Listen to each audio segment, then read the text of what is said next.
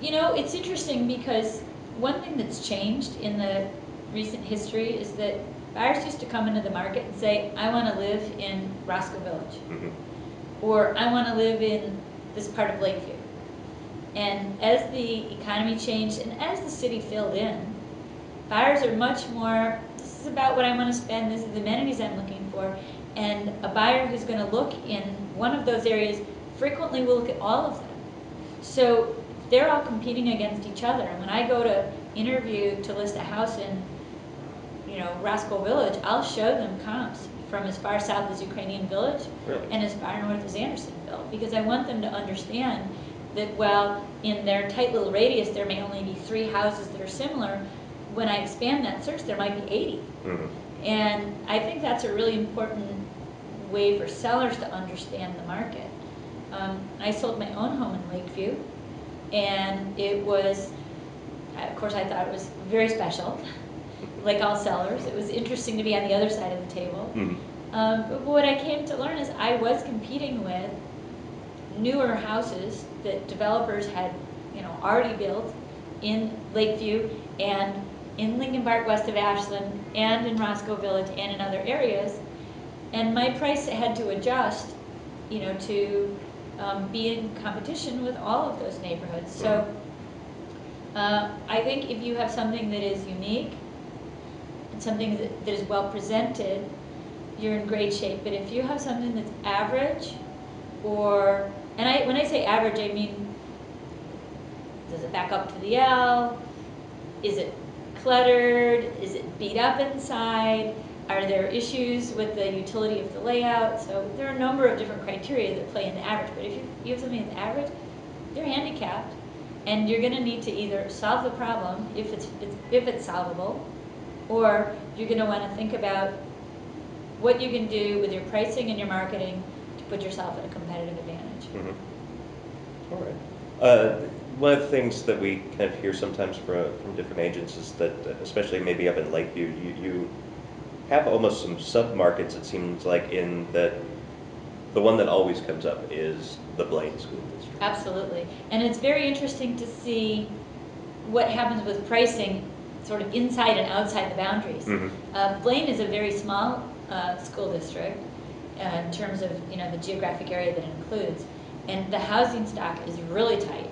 So I listed a house maybe a year and a half ago, and it was a dog. It was just a really crummy house, and I did my best to present it and to work with the seller, who was one of those couples that was overtired and overworked, and they're with their kids, and we have to live here, you want me to do what?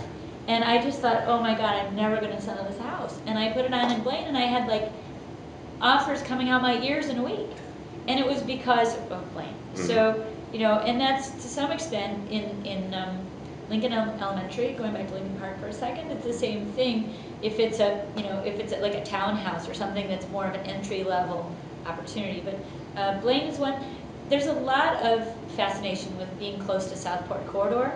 There's some wonderful restaurants and boutiques, and you can walk to the Brown Line, and it's a little bit like a neighborhood like Armitage, or Oak Street would appeal to a different demographic, but it's the same. It's like Oak Street for families. And actually, we live near Southport corridor, and put our kids in the triple stroller and walk over and get a pizza at the Homemade Pizza Company, or go up to Dairy Queen, or the D'Agostino's, or there's so many things. And so I think for real estate that's within a couple of blocks on either side of Southport, south of Irving Park, that's another really strong niche in Lakeview. In the condo market, there's some great opportunities on Ashland. The zoning for condominium buildings on Ashland is different than on a residential side street. So there's some large buildings, some buildings with elevators, and absolutely get some value. When I'm taking buyers out, do I avoid Ashland? Absolutely. And that's partly because Are they scared of the streetscape? It's the noise. It's if they have a child, they're afraid they're going to walk out the front door and the kid's going to run into the street and get run over by a bus. It's just, there's so many fabulous residential streets that it's hard for people to get excited about being on a, Big wide you know, boulevard. a 4-lane boulevard with buses and cars and traffic. And you know, as an agent who really tries to think about my clients as people that I'm going to have a long-term relationship with, if they want to buy a place on Ashland, I'll work with them, but I will give them the disclaimer that you'll get a better deal on the front end. Mm-hmm. But when you go to resell, you're also going to give something up at that point. You know, Ashland isn't going to suddenly become the cool place to live. And, you know, it's the same with Belmont, Diversey, Mm-hmm. you know, any major street. I mean, Damon is different. Being on Southport is different because those are commercial streets, but they're only 2 lanes. Mm-hmm.